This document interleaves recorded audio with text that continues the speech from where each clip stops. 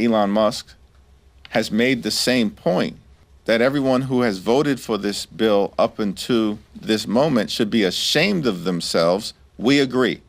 And to the extent that Elon Musk has made the point that the bill is a disgusting abomination, we agree. Every single House Democrat strongly opposed the GOP tax scam.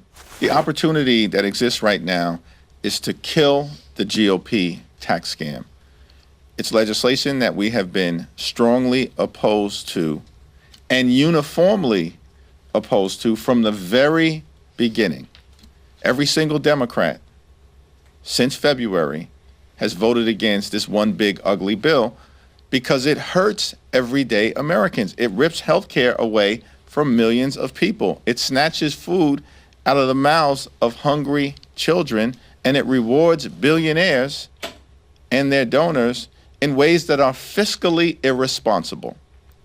To the extent that there's opportunity here, first and foremost, it begins with the effort to stop the GOP tax scam from ever becoming law. If the aim is to kill Trump's bill, then how can Democrats right now strategically, tactically take advantage of this very public break between Donald Trump and Elon Musk? We have to keep the pressure on House Republicans and Senate Republicans to do the right thing and vote in the best interests of the people that they represent, which means voting against Trump's one big ugly bill. To the extent that Elon Musk has made the same point, that everyone who has voted for this bill up until this moment should be ashamed of themselves, we agree. And to the extent that Elon Musk has made the point that the bill is a disgusting abomination, we agree. And to the extent that Elon Musk has made the observation about the GOP tax scam, that it is reckless and irresponsible to explode the deficit by more than $3 trillion, and that potentially could set our country on a path toward bankruptcy, we agree. These are arguments that Democrats have been making now for months.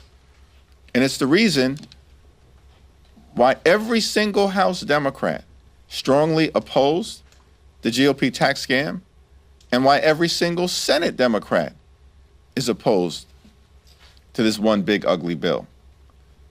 Therefore, at this moment, we just need a handful of Senate Republicans to do the right thing in opposing the GOP tax scam. And the reckless budget that limped barely out of the House of Representatives. We only need 4.